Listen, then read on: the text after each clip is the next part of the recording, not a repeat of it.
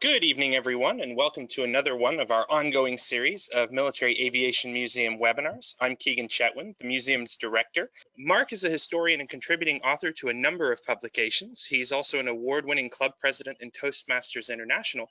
Mark joins us tonight from San Marcos, California, where he lives with his guide dog, Saffron, as Mark is legally blind. So you may, on occasion, hear us just talking back and forth and everything. We aren't able to message as we sometimes would with other speakers. But Mark is going to be speaking tonight about VMF-422 and the worst accident in naval aviation history, when 22 of 23 airplanes were lost in a storm. Mark, with that said, it's an ominous sounding intro, but why don't you take it from here and tell us a little bit more about this incredible story of sacrifice and loss, but also of survival. Thank you, Steve, and I certainly will. I want to begin by saying thank you very much to everyone who has rejoined me and us on this. I am so grateful that the museum worked so hard to make this work, and I had some wonderful friends who really stood by me, my friend Linda Stoll and Don Ram and Rob Wood, who all chipped in to make sure that this would go smoothly. And it's wonderful to have such great wingmen in my corner. And thank you all for coming along. And I'm going to be telling you the story that came to me about 2012 when I learned about it in Dallas, Fort Worth, when I was doing a presentation for a previous book. And a friend came up and told me about, have you ever heard of the Flintlock disaster? And I said, no, I haven't. And he handed me a beer and he just started describing a little bit of the story I'm going to tell you today. It really opened up the floodgates of interest to me, and I began what turned out to be a 4-year odyssey to learn the whole story of this squadron. It is virtually unknown to military historians, other than people who are really interested in marine aviation. And what we have done to make this happen, with all the people that were involved, I interviewed dozens of people and did plenty of research, and I got information from the Judge Advocate General's office at the Washington Navy Yard, and interviewed in magazines and books, and talked to specialists on Pacific weather patterns. All of this because I wanted to piece together the most complete and accurate history of this event, the Marines Lost Squadron, the Odyssey of VMF-422. What Stephen just said about the worst accident in naval aviation history, it is partially true. This is the worst accident, non-combat loss of a Marines fighter squadron during the war. And it was completely avoidable. So in order to go on with this, let's step into it, and we have to start with Operation Flintlock. This was the invasion of the Marshall Islands from the end of January to the beginning of February 1944, the next major step in the island hopping campaign that would take us all the way to the home island of Japan. The Navy and the Marines and the Army had learned a great deal from the debacle of Tarawa in November of '43, in which so many things went wrong. It was a real bloodbath. And they had finally learned how to do a proper naval amphibious invasion, and that is what Operation Flintlock was going to be, to handle the islands of Kwajalein, Majuro, and Weetok, Roy Namur, and all the others in the Marshall Island chain. It would involve the U.S. Fifth Fleet, broken into 4 task groups: 6 heavy carriers, 6 light carriers, 8 battleships, more than 20 cruisers, 100 destroyers, and hundreds of support vessels. The U.S. Marines and the 7th Marine Infantry Division would be attacking Kwajalein and Roy Namur. There were 2 heavy bomb groups in support of B-24 bomb groups, as well as the Ellis Islands Defense and Utility Group, and the 4th Marine Base Defense Air Wing. Now, it is this last unit that is critical to the Flintlock disaster story. One of the units involved, a Marine Reserve Fighter Squadron that had just been activated and made operational, was the Flying Buccaneers. Marine Fighter Squadron 422. They've been activated at Marine Corps Air Station Santa Barbara in April of 1943 with a reserve squadron. It was made up of 40 pilots, about 120 enlisted men, and they were broken up into two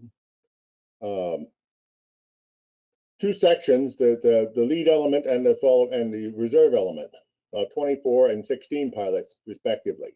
And they were eventually going to be flying the Corsair. This was a brand new squadron, and men came from all over the country. They had very little in common other than naval aviation training, and they all believed that they were capable of shooting down the entire Japanese Air Force and Navy. And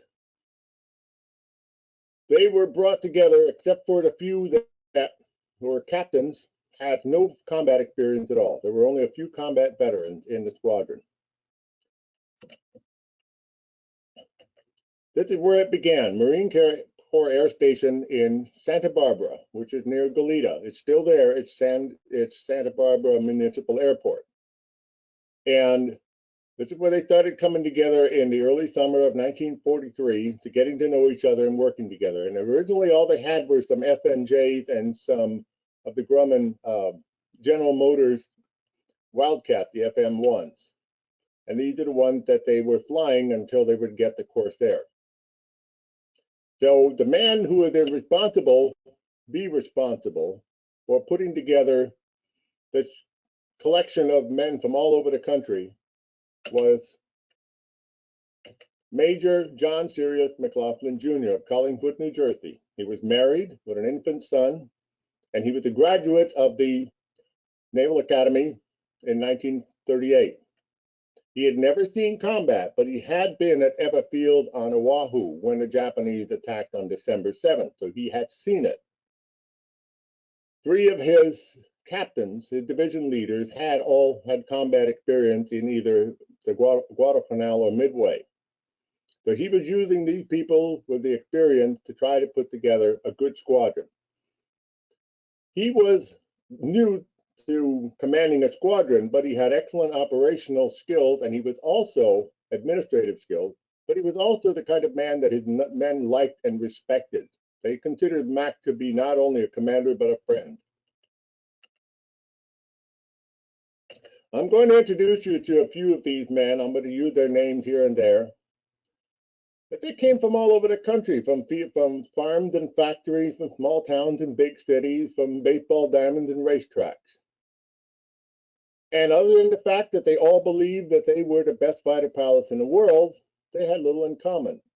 But these two men, Robert Curly Leonard and Mark Breeze Serkin, both came from New York. They didn't know each other at that time, but they got to be good friends. Curly got his nickname because he had a severely short Marine haircut, aka like Curly Howard of the Three Stooges. He's a chemical engineer. He is also the last living survivor of VMF-422 right now.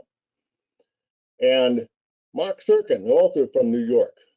He got the nickname Breeze, as I'll be telling you about in a little bit. He was movie star handsome, and he loved to schmooze the girls. Lieutenants Royce Tex Watson and John Abe Lincoln.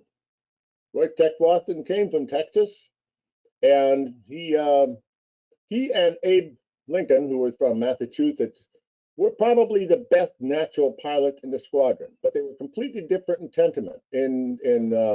temperament. Tex Watson was the kind of guy who would show up and pop up behind you during a routine training flight and threaten to whip your butt. He truly believed he was the best fighter pilot. John Lincoln, who was probably the best natural pilot in the squadron, always looked like he slept in his clothes. He was always rumpled. His clothes just never seemed to fit him properly, but nobody questioned his flying ability. I'll be talking about these guys and a few others as we go along. In September, they flew down to San Diego aboard a transport to North Island, Naval Air Station, San Diego, where they checked out 16 brand new chance-bought F4U-1D Corsairs. The Corsair is one of the legendary fighters of the Second World War. It is the longest-serving piston-engine aircraft in world history. Some of them were still serving in foreign air forces until 1979. With 6 50 caliber machine guns and a big R2800 Wasp 2,000 horsepower engine, it was a very powerful and effective aircraft, used not only in attack and bomber missions, but as an interceptor and a fighter. And these Marines couldn't wait to get their hands on the Corsair. And when they finally did, that was when they really came together as a squadron. They learned to work together, to fly together, and to trust each other as they entrust with their lives. All the way through September and into October, they learned to work in formation, to fly, to do bombing and strafing practice out at China Lake, which had not yet been activated, but it was being used for that, and to work together and to do everything that they would need to do to work as an operational fighter squadron. And then the day came that they were going to be shipping out to the Pacific. And the lead echelon of 24 pilots with their planes flew down to San Diego, to Naval Amphibious Base San Diego, where they were loaded aboard the USS Bunker Hill, one of the newest of the Essex class super carriers, CV-17. Now, many of these men, with the exception of the captains, had never been out of the country. They'd never been on a big ship. It took 3 days to get to Hawaii, and on the way out there, they were constantly getting lost. Ships like that had miles of corridors, and it took them 3 days just to be able to find their ready rooms and their quarters and ahead. But when they pulled into Pearl Harbor 3 days later, and they saw still evidence of the battle and the attack, they could still see the twisted remains of the USS Arizona, and much of the destruction went by the Japanese. And all it could do was to make them even angrier and more determined to have their chance to fight back.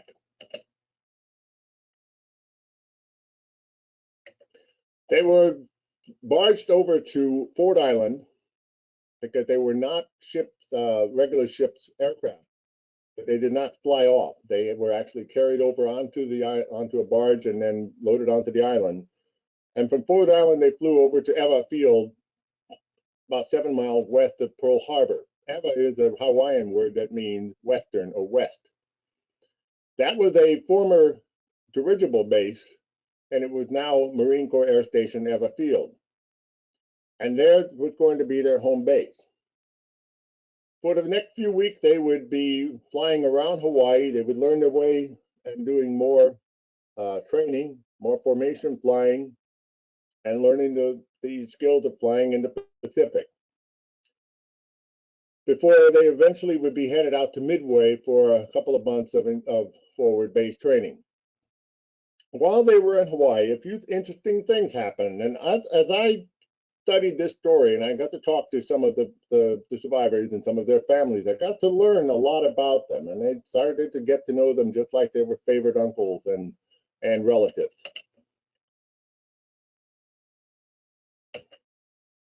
And I'll tell you a couple of these fun stories. One of them involved Mark Serkin. Now, Mark Serkin, as I said, was movie star handsome, and he knew it, and he knew how to use it. So one night, shortly after they reached Hawaii, they went into either Pearl City or Waikiki. A bunch of them went in to look for a nightclub. A few of the pilots went to one of those Polynesian-themed nightclubs in Waikiki, the time with the tiki lamps and the fake palm trees. They were having drinks, smoking, and dancing. And Mark Serkin, he was ever on the prowl for women, and he found a likely-looking prospect, and he went over and sat down and started talking to her and buying her drinks. This is where Jake Wilson saddled him with the nickname that that Serkin had for the rest of his life. Well, there he goes, shooting the breeze again. Well, Mark Serkin started telling her, well, I'm a Marine aviator and I'm about to go off to war, and I know I'm going to be sent off on this highly dangerous, very secret mission, and I might not come back alive. So it would be great if I could have something wonderful to remember in my last minutes of life. Well, she didn't buy it. And suddenly, he didn't realize it, but she was a reporter for the Honolulu Star Bulletin. And the next morning, when they were in the ready room, McLaughlin came in with the newspaper, and he started reading the story about a Marine squadron that was about to go off on a dangerous mission. Everybody knew who it was. Now, John Hanson, John Lincoln, and Curly Leonard were also involved in a humorous incident. They were in four-bunk pilot officers' quarters on base. And John Hanson and Curly Leonard were sitting talking when a gunshot was heard and a bullet came through the wall right over Hanson's bunk and hit the wall over Curly's desk. And they hit the deck, and a moment later the door burst open, and there's John Lincoln with a loaded .45 saying, "Are you guys all right?" And they got off the deck, and he said, "What in the world are you doing?" He said, "Well, I just got issued this, and I'm used to revolvers. I don't know anything about automatics." He said, "I was just handling it, and it went off." And Curly showed him how to drop the magazine and rack the slide. And Hanson picked up the bullet, and he said to Lincoln, "Abe, if you ever do anything that stupid again, I'm going to get John Wilkes Booth's ghost to come back and finish you off." After a month in Hawaii, they were sent to Midway. Now, Midway was already famous for the June 1942 battle, and although it had been relatively safe, it was still being raided by Japanese long-range aircraft from Wake Island and Marcus Island. And that's when VMF-422 started flying patrols. And that is also where they suffered their first tragedy. Lieutenant Stafford Drake and Edmund Farrell had been flying one of the patrols under radar guidance. And as they were coming in for landing, the way Marines land, they always land in formation, they collided and crashed in a lagoon. They were both killed, and their bodies were never recovered. This was the first tragedy suffered by the squadron. They had been very lucky. They'd never suffered any losses in training. So 2 new pilots were brought in from the rear echelon and reconsolidated, and then they were sent back to Hawaii, where they received 16 brand new F4U-1D Corsairs. And now they were heading off to the Pacific. And in January of 1944, they were ready. They were sent to the war zone aboard the USS Callanan Bay. This is one of the Kaiser Casablanca escort carriers. There were 50 of them, CVE 68. Now, they were called CVE, which is supposed to mean carrier, heavier than air, escort. But most of the people on the crews of these ships called it combustible, vulnerable, and expendable. Interestingly, this is one of the ships of Taffy 3, because after they reached and dropped off the Marines and they went off to fight in the Western Pacific, they were part of the Taffy 3 battle of Samar Island in October of 1944. So Callanan Bay was one of those ships. They spent the next few days on this little tiny escort carrier, and this is where Mark Serkin was facing something that he was really worried about. All through his training, he had never done a catapult shot. He'd never actually been launched off a ship. And he was worried about it because when he went down into the hangar deck, where the Corsairs were wedged in there so tightly you couldn't have gotten a slice of cheese between them, he saw that his plane was number 1, and it would be the first one up on the flight deck to be shot. And he was concerned about this, so he went up to the flight deck to look at the catapult, and he found the young ensign catapult officer and one of the petty officers looking at the catapult. And Serkin decided to ask him a few questions about it. And to his horror, every question he asked, the officer pulled the manual out of his pocket to answer it. This was not encouraging. But the man said, "Don't worry, we'll get you off just fine." He said, "Well, how many planes have you shot off?" He said, "Well, I've never done it with a real plane before."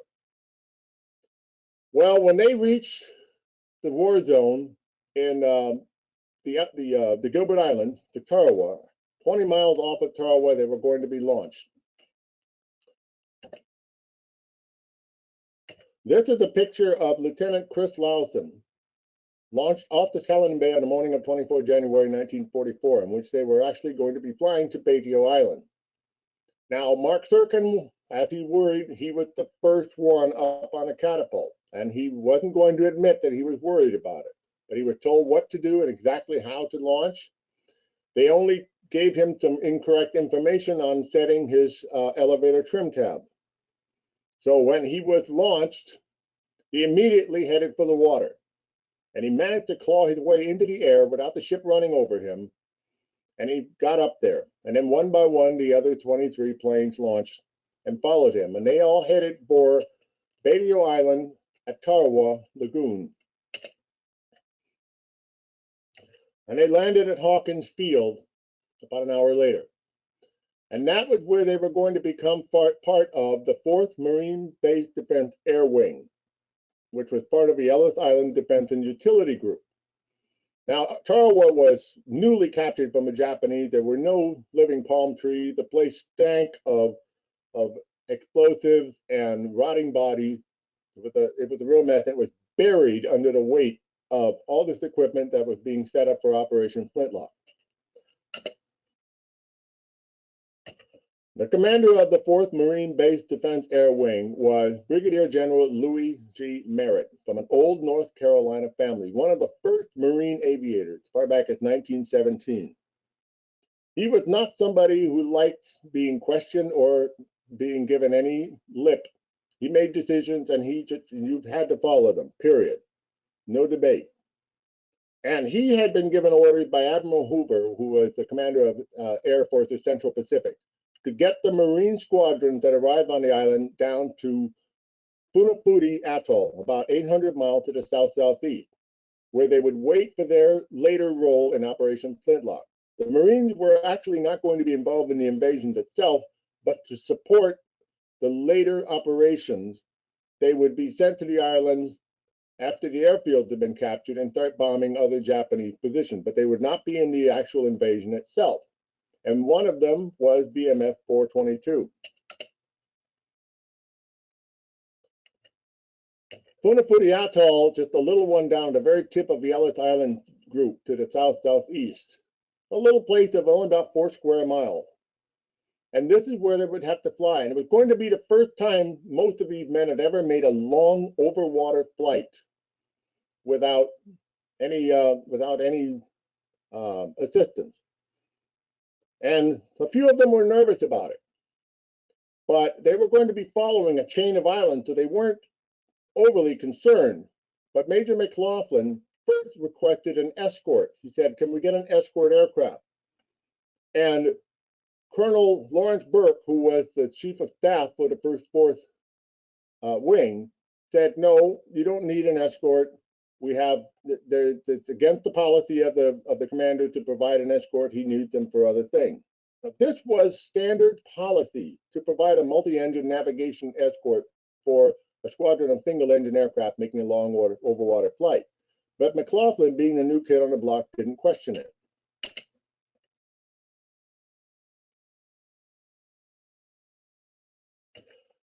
He went through 3 hours of briefings and on everything, and the navigation. He was given maps, the radio range information, the frequencies, and the call signs for the various islands. But because he was being given information by several different officers, some of this information was either contradictory or incorrect or out of date, and he didn't know it. There are 3 critical things that he had to know about, that he was told, and they were the blueprint for disaster.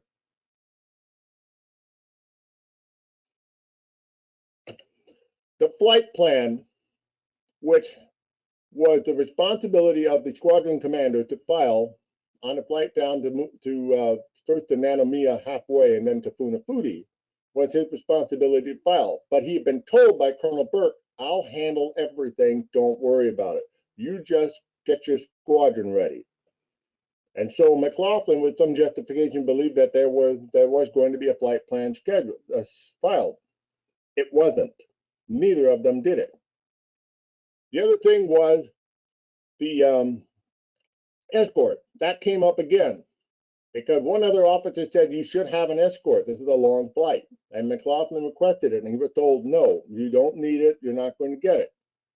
He was not told that he could have gone to the island commander, a Navy commander, and gotten one. Nobody told him that. And the last was the synoptic weather reports. These were assembled from all over the region and assembled every 6 hours aboard the USS Curtis, which was the flagship of the Task Group 50.2. And they collected the weather reports every 6 hours and assembled them, and if there were any changes, they added them and then posted them all over the region for any aircraft flying. Well, what they didn't do was to update those weather reports. And since nothing seemed to be changing between Tarawa and Funafuti, the weather report remained the same. What McLaughlin did not know, and wasn't what they did not find out until much later, was that the weather reports were 26 hours old. The following day, they were getting ready to take off from Tarawa. They had been fueled and armed and told where they were flying. And Captain Rogers, Jeans, and Hughes all suggested to McLaughlin that he formally request an escort. You've got to go. We need to have one. And McLaughlin and several of the pilots went to the command tent. And Colonel Burke brought McLaughlin in, and they requested one from General Burke, General Merritt. And that was when Mark Serkin and Sterling Price both heard this. They heard the general yelling, "God damn it, I said no. You asked me yesterday and I said no. You did it last week without my permission and I chewed you out for it. Do you have some kind of a learning disability here? You sent them off. They do not need an escort, and if you don't follow my orders, I'm going to send your ass back to the States." A minute later, McLaughlin came out and said, "You heard the man," and they left.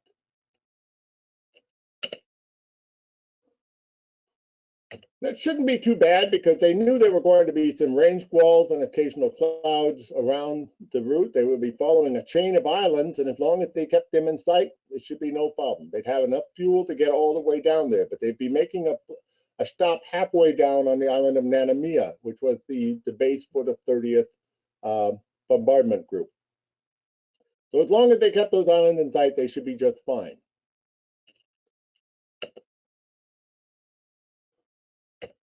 So as they were flying south, they were flying from the north to the South Pacific, and they crossed over the equator just about noon. And Mark Serkin had later joked, he said, "Well, I know it's silly, but I sort of expected to see a great big yellow line on the ocean where we crossed over the equator." But what they were crossing over the equator, they were entering the South Pacific, and what is now known the South Pacific Convergence Zone. This is a breeding ground for tropical storms and hurricanes, known as cyclones in that region.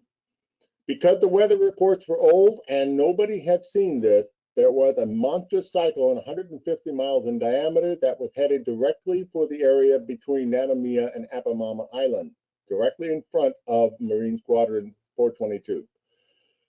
When they were about 20 minutes after 12, they heard they were trying to contact Nanumea where they would stop before continuing on to Funafuti. And they saw this line of clouds coming up out of the water ahead of them. As they flew closer, the cloud continued to climb higher and higher and higher. And these often go up to as high as 50,000 feet. They did not understand that what they were seeing was the edge of a cyclone, one of those rain bands, one of those pinwheels coming off it. They were heading right at one of them. And they assumed it was a line squall, and Nanumea was just on the other side of it, so they decided to try to fly into it.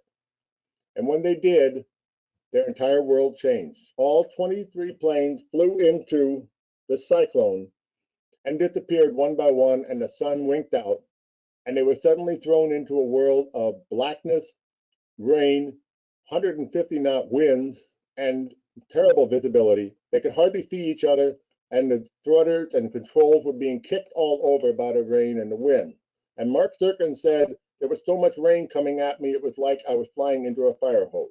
And he was really worried that it was going to cut out the engine.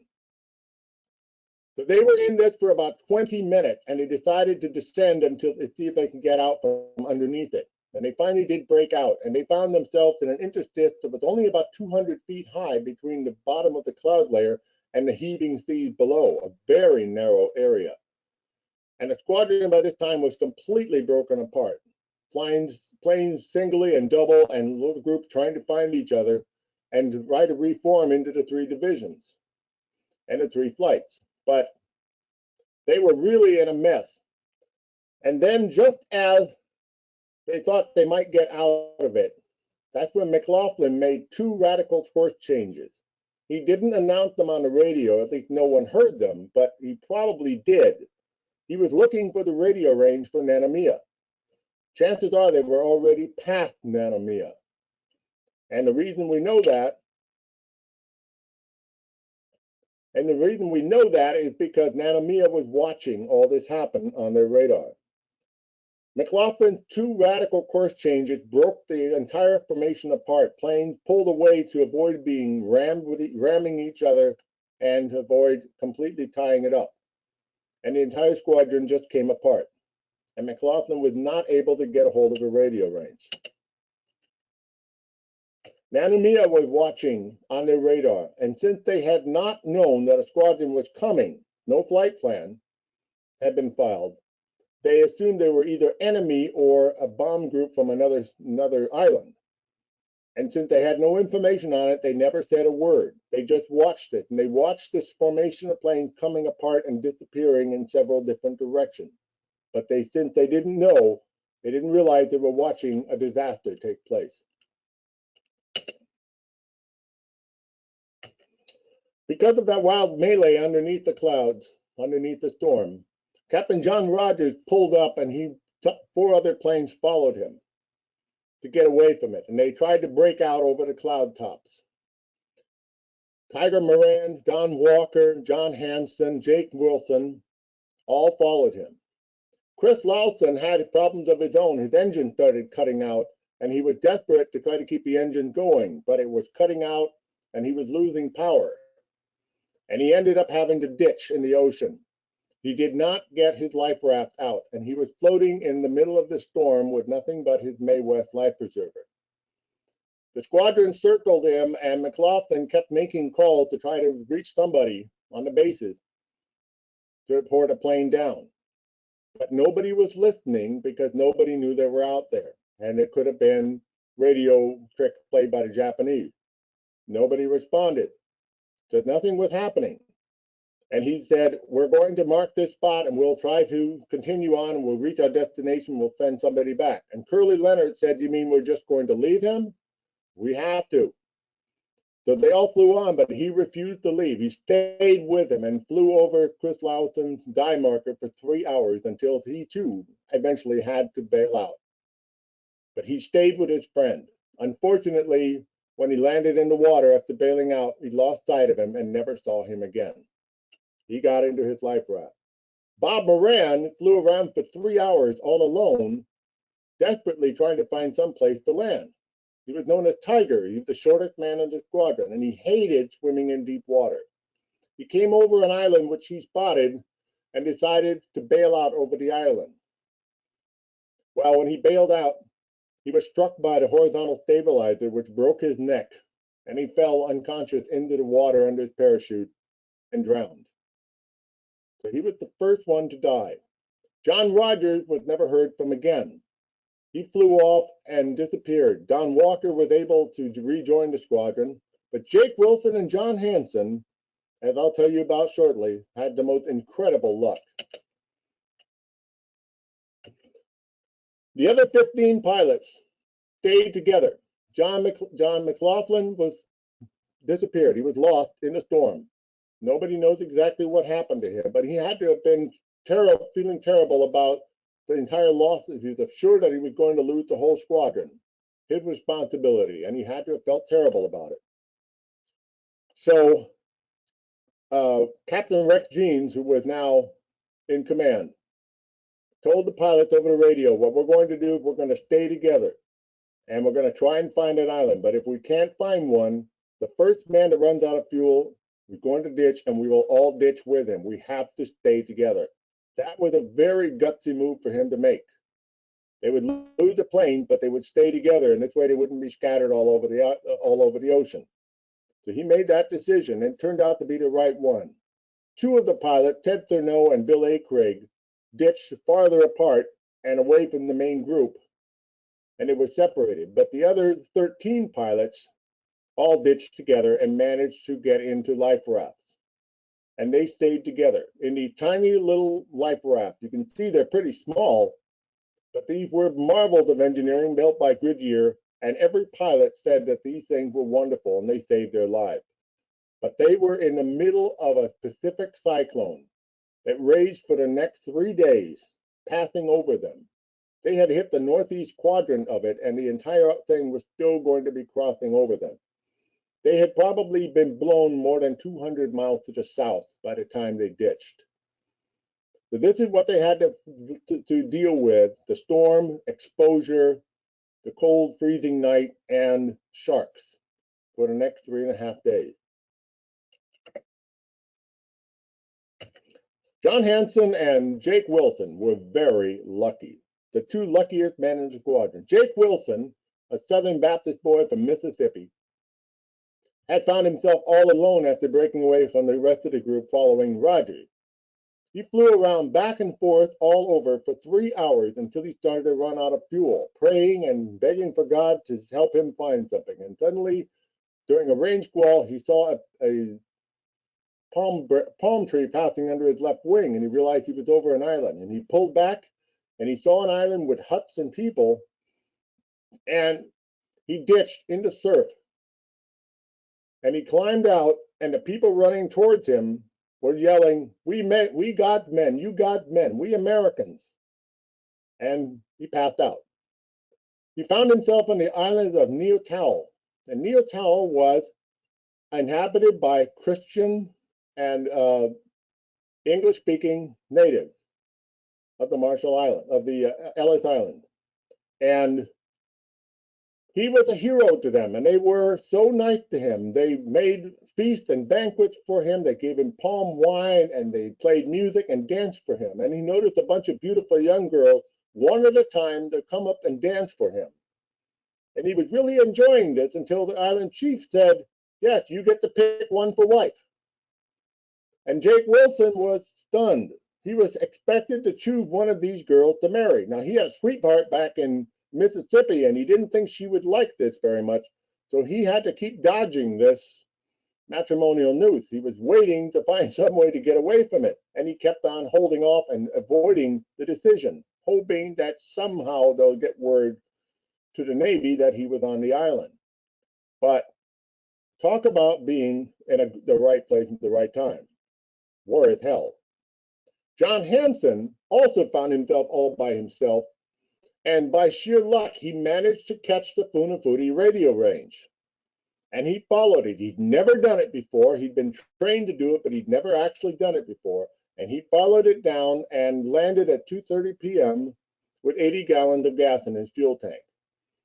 And he climbed out of his plane, and a ground crewman ran up to him and said, where are you from? Who are you? And he said, I'm with VMF-422. Where are the rest of my squadron? They said, we don't know anything about you. And that was when they began to realize that things were bad. And the Navy first realized that there was a missing squadron out there. When the word got out, Admiral Hoover, commander of Air Force of Central Pacific, had decided that the loss, what might have been the loss of nearly an entire squadron, was serious business. So he ordered a board of inquiry aboard the USS Curtis, his flagship. And this board of inquiry can be loosely compared to a civilian grand jury, in which panelists are allowed to subpoena witnesses, get information, look at exhibits, and make decisions on whether or not a crime has been committed or what to do to avoid it, who is responsible. And so a four-man panel was convened aboard the Curtis to start interviewing pilots and the people involved. And the first man they interviewed was Lieutenant Bob Scott, who was the only one of VMF-422 who had not been able to take off because he had engine trouble. And they interviewed General Merritt and Colonel Burke and all the officers who had been responsible for briefing McLaughlin. And little by little, the story started to come out about some things that weren't done, particularly the escort issue. started to be a very hot potato. Well, General Merritt, being a Southern Baptist lawyer with political ambition, knew exactly what to say and what not to say. So he kept on pushing the investigation into another direction. And the Navy had other things to deal with as well. But this investigation went on from January 27th to February 10th. So for the next 3 days until the 28th, the storm finally started to pass, and the PBYs were going out for submarine patrol and also for searching for the lost squadron. Not everybody was out there searching, but they were all on patrol. Via Patrol Squadron 51 and Patrol Squadron 53 were using the consolidated PBY Catalina, an incredible airplane that is responsible for saving a lot of lives. And they were sending them out from Funafuti and from Tarawa, searching the entire area between those two islands, looking for these lost Marines. Colonel Leonard, who was all by himself and had been in the raft for 3 days, finally saw a plane flying nearby, and he fired one of his flares from the Very pistol, and the plane spotted him and landed. And he started paddling over to it, and he saw that painted next to the hatch on the side of the plane, Available Jones. That was a character from Little Abner. And as he was being pulled in, he said, if I had to be rescued by a character from Little Abner, why couldn't it have been Daisy May? And he told them about Chris Lawson, who he'd never been able to find again, and said, there's a man out here in the Mae West, please keep looking for him. But he was the first one to be picked up and be carried back to Funafuti. And he didn't know where the rest of his squadron mates were because he had left the main group so much earlier. Ensign George Davidson, who was with VP-53 out of Funafuti, was on anti-submarine patrol, and he'd been on a 10-hour patrol northwest of Funafuti. And the day was coming to a close and the sun was starting to set when one of his gunners spotted a bunch of small objects in the water, and he flew over and he thought it was a group of 12 rafts with 13 men in them. And he requested what to do from Funafuti, and they said, use your own judgment. Now, it's dangerous to land a PBY in choppy seas. You can damage the plane, but he said, I've got to get down there and see if I can help these guys. We're losing the sun. So he landed amid heavy swells. And shortly after he landed and he started to turn the plane around, a heavy wave came over and crashed over the plane and tore off the right engine. It also split the hull. But he spent the next 2.5 hours in the dark using the landing lights, the single remaining engine, and flashlights to pick up all 13 of these men. There were 2 other men out there, Akrig and Thurneau, who were too far away and nobody knew where they were. They called the Navy, and there was a bunch of destroyers that were out there also looking. And the USS Hobby, which had already stopped at Near Tower to save Jake Wilson from a fate worse than death, was carrying Jake Wilson. And they showed up about 3 hours after the pilots had been rescued by the PBY, and they all climbed on board. And Mark Serkin had once said, I always thought that the PBY Dumbo was the ugliest plane in the world, but I was wrong. It's a beautiful plane. That plane could not be saved. It had to be sunk by naval gunfire because it was too badly damaged. But the USS Hobby then headed down toward Tarawa. Meanwhile, the USS Wells picked up Ted Thurneau. Bill A. Craig was never seen again. They were sent down to Funafuti and they all rejoined. Most of them pretty beaten up by the wind and the rain, the exposure. But they were alive. 17 of them were finally alive after this incredible ordeal. But several of them were not. They were lost. There were 6 men that were dead or unaccounted for. They either disappeared or died like Bob Moran. This was a terrible loss for a brand new squadron that had just gotten to the war zone. They weren't fighting an enemy that carried guns and bonsai charges. They were fighting the implacable whims of the weather and the rain and very bad leadership and decisions by high command. After the Board of Inquiry finished its inquiry, and they did talk to 6 of the pilots afterwards and got as much information as they could, they made their recommendations on what had happened, who was at fault. And these recommendations went from Admiral Hoover up to Admiral Pownall of Task Group 50.2, up to Chester Nimitz and ThinkPack in Hawaii, then up to Admiral Ernest J. King, Chief of Naval Operations, then to the Pentagon, to Undersecretary of the Navy, James Forrestal. And this went back and forth for about 8 months while they agreed on the recommendations by the board.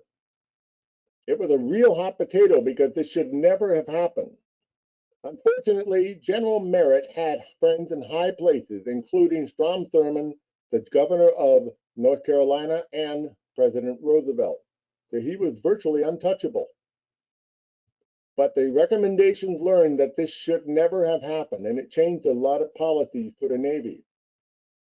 And Mark Serkin and Sterling Price were astonished that General Merritt got off virtually scot-free, and Sterling Price, to his dying day, said he should have been shot. After they were issued new planes, they finally went back up to Tarawa and then flew on to the Marshall Islands, and they were stationed on Engedi. Now, the Marshall had been captured by this time. The whole battle, Operation Flintlock, was finished, and it was no longer any need for them to do what they originally had been intended to do. So they were stationed on Engedi at Enewetak Atoll, where they began flying bombing missions with VMF-113 along all the other Japanese-held islands in the Marshalls. They were in the war at last, but the war had also passed them by. Now the main effort is at the Carolines and eventually up to the Marianas and the Philippines. So they were really in the rear areas, just mopping up Japanese resistance. But they were at last in the war, and they were finally doing what they had been trained to do, and attacking Japanese positions. Not one of them of this group managed to shoot down a single Japanese plane because they never got the chance. There were no Japanese planes in the air. The only ones they destroyed were on the ground. But they did manage to do a lot of bombing missions, in which they were one of the first ones to do some real heavy flights on Ponape and Woche, which later played a role in the Palau invasions. And they were one of the first ones to use napalm. And they actually had a surprise visitor in September of 1944. They just come back from a mission, and Tech Watson was in the mess hall enjoying some food, and this lanky guy comes in with khakis, and he says, "Hey, I hear you guys are fighter pilots." And he said, "Yeah, well, we're trying to be." He said, "Well, you mind if I join you? Sit down." And he sat down, and he said, "I'd really like to fly a mission with you guys." And he said, "Well, who are you?" He said, "I'm Charles A. Lindbergh." This is when Charles Lindbergh was flying all around the Pacific unofficially as a civilian, flying with Army and Marine units, helping them get more out of their engines, more out of their range, and to carry heavier bomb loads. And he flew 3 missions with VMF-422 to Woche Island. First time, he missed the island entirely with his bombs. And the second and third time, he scored perfectly. He learned fast. But they've all put it in their logbook that they had flown with Charles Lindbergh. In December, the lead echelon was finally sent home after 16 months in the forward area. And that was the point at which they were sent back to go join other squadrons. They spent some time with their families. They got to be home. A lot of them just wanted the Flintlock disaster behind them. They've been asked questions on, and we talk about it, but they really didn't want to talk about it. They've lost good friends. Altogether, 8 men have been lost as a result of the Flintlock disaster. But justice doesn't always prevail. General Merritt not only avoided a letter of censure, he managed to keep his skirts nice and clean. He even got a second star. And Merritt Field in Beaufort, North Carolina, is named after him. And he's buried at Arlington. And yet, the board and everybody in VMF-422 knows that he was responsible for the disaster. Mark Serkin died in 2001. He and the other squadron members had gotten together to do a lot of reunions every year, and occasionally they would get a Corsair to fly over, and they got to spend some time together. They also made George Davidson, the PBY pilot, an honorary Marine at one of the reunions. But one by one, as the years went on, they got older and they left. 6 of them had stayed in the Marine Corps for almost 30 years and served as far as Vietnam. Mark Serkin retired from the Marines after Korea.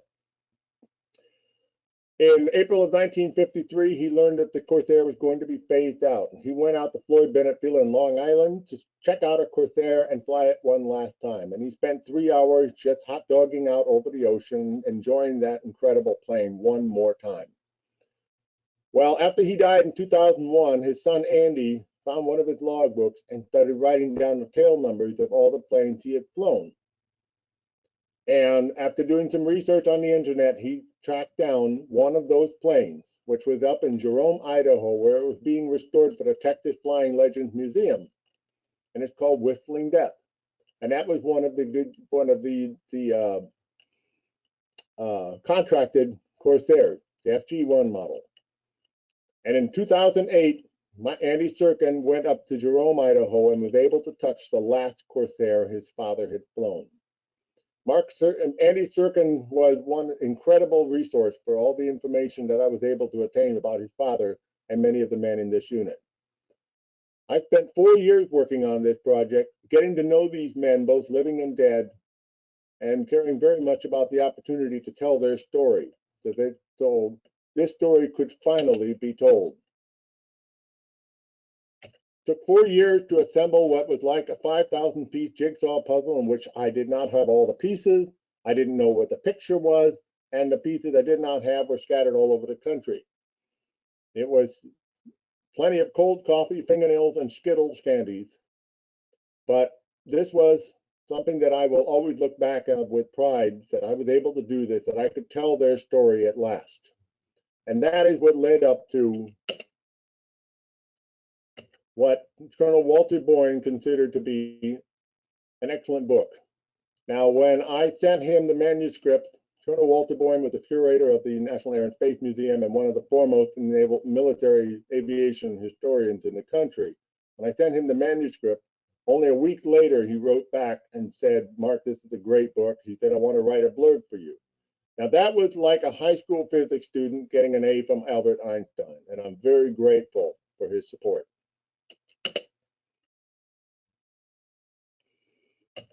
So this is the book that tells the entire story of what I just told you today. I only scratched the surface. There's a lot more to it. And you read this book, you will get to know these men and their families and the people involved as much as I did. And I grew to love them and care about them. And I'm glad I could tell their story. You can order the book either through Amazon or through the publisher, Sunbury Press. Or if you would like to have an autographed copy, you can contact me through my email at the bottom there. $20 per copy plus $2.75 shipping and handling, and I will be happy to personally autograph it for you. And I invite your questions. I invite any inquiries you have. You can ask any question you like, except ones that I don't know the answers to. And thank you all very, very much for being with me. And Stephen, there you go. Mark, thank you so much for your time and efforts this evening. Thank you to all of those of you who've stayed with us during the myriad technical issues. Again, we apologize for that, but I want to second what Mark was just saying about the book. He was kind enough to send one here to the museum prior to the webinar, and it's a fantastic read. I honestly can't recommend it enough, and would strongly encourage those of you that have an interest in marine aviation and in the Corsair to consider purchasing the book. Mark has also graciously provided us one to raffle off, and we will be adding one to the museum library as well. So look out for a note from Victoria in the next few days, and you may be the happy recipient of the raffled book. But in the meantime, again, we're going to keep the information up here on the screen, so those of you who are interested in purchasing the book have an opportunity to do that. And Mark, we've got a couple questions that have come in here so far. Are you ready? Yep, hit me. So first question we've got here is, aside from merit, were there any other repercussions for those in different parts of the chain of command? Yeah, quite a few officers, including the air operations and the island operations officers on Batio, were also very sloppy in their procedures, that they managed to let an entire squadron take off and nobody knew about it. So there were letters of censure for Colonel Burke, for Major Wheelock and Major Brewster, Commander Wheelock and Major Brewster. General Merritt did get a letter of censure, but he managed to get it removed, because when I was able to finally look at his personnel jacket, there was no mention of it. So it did damage some careers, no doubt about it. But the Board of Inquiry believed that General Merritt was the real catalyst for this, but he managed to keep from letting it stain him. Mark, do you think that the Board of Inquiry would have been inclined to judge those involved more harshly had there been more fatalities? It was actually owing largely to luck, but also to a significant search effort to find those men. But do you suppose they would have been dealt with more harshly had those men been lost? Yeah, I'm sure it would have. Losing a third of a squadron is no small matter. But the fact was that Captain Jeans took command and managed to save the greatest number of them. So many more men would have been lost, but he did that on his own and took command and did it. So that saved, at least partially saved the day. But it was a pretty. It's still down in history as the worst non-combat loss of a Marine squadron.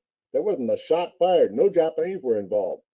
And it really made the Navy look bad, because even though escorts are mandatory, there were some officers who considered them discretionary, and Merritt had just refused to do it. And there was a lot of reasoning why. I wrote about it, but I'm not going to go into that detail. There was a peevish reason why he didn't want that escort. It was a personal reason. Well, it's certainly great to leave everyone wanting more, leave everyone the opportunity to find out a little bit more about that in the book. We've had a couple questions asked about the availability of slides. Folks, we do record all of these webinars. It usually takes about 2 weeks after the webinar, and then we post the recording on the museum website. And Mark, you'll get a copy of that link as well, so you can share it with your folks also. But that includes the audio as well, so you'll be able to review the slides and the audio. Yeah, if anybody has specific questions for me, you can email me, or you can we can converse by email, or we can talk by phone. And I'll be happy to help in any research project you have that anybody might have, and so on. If any of you know the family members of this squadron or anything, please pass them on to me. I'm happy to help in any way to other writers and researchers and family members that I can. Mark, another question's come in. Do we have any sense of if this particular cyclone had a broader impact on other naval operations, or was this the sort of principal impact that it had? This was the principal impact, because it was born in a region, in an area that was pretty much uninhabited, so nobody knew it was there. I spent hours talking with Professor Gary Barnes, who retired now, but was a hurricane chaser with the He was the chairman of the Atmospheric Sciences Department of the University of Hawaii. And he was the one who really explained what these cyclones are like, how they were born and what they're like inside, because he was one of those lunatics that actually flies into them for fun. And he really helped me understand what those pilots flew into. And it's remarkable because every account that I read, and even the interviews I did, none of them realized they'd flown into a cyclone. They thought it was a line squall. They had no idea it was essentially a hurricane. But it passed through Nanumea, between Nanumea and Apamama Island, and only lightly, there was rough weather, but it passed through that area without too much damage. But it did have a significant effect on Hurricane Cobra, or Cyclone Cobra. No, excuse me, that was Typhoon Cobra, in December of 1944 when Halsey's fleet got caught, because it proved that what they called aerologists, not meteorologists, were at that time were just looking at reports. They were looking at numbers. They didn't really stick their head out the window to look at the weather. And that's why these storms could appear and cause incredible damage without anybody even knowing they were there. So this cyclone and Typhoon Cobra later on were the turning point for the Navy taking meteorology much more seriously and really learning about them. Because Professor Barnes said it's amazing how little the Navy knew about typhoons and cyclones at that time. They were really way in the dark ages. Mark, you've probably answered this question in answering the previous one, but they flew into a cyclone without realizing what they had flown into. Was there just no training to recognize the different characteristics of the weather? In a way, that's exactly right. They were really recognizing them was something you got by experience. And really, the rule of thumb was if you see it in front of you, turn around. Don't fly into it. But they really didn't have much. The amount of training that Marine and Navy fighter squadrons got dealing with heavy weather was very basic. You see it? If it's too big, turn around. And they did not have a lot of overwater navigational experience, especially in the Marine Corps, because they were just supposed to fly from island group to island group, usually with an escort, but it was not provided in this case. The fact that McLaughlin chose to fly into it indicates, as the others had said later on, that they thought it was just a storm front, just a line squall, and they'd break out on the other side. They didn't know what a cyclone looked like. The only ones who might have known were Hughes and Jeans and Rogers, because they'd been flying in the Pacific since 1942. But even they didn't realize it. And the cyclone heads extended up to 50,000 feet, which was far above what they were capable of doing. But they thought they could just get through it. But it turned out to be the wrong move. They should have turned around. But not having any more information than what the synoptic weather report told them, they didn't know what they were facing with the edge of a 150-mile cyclone. Mark, thank you for that. Folks, if you'd like to ask a question, do go ahead and enter those into the question window right now. Otherwise, we are drawing to the end of the questions that have been posed thus far. We'll just give everyone a minute or so to key in their last questions. Yeah, and you can write to me too. I'll be happy to do them individually.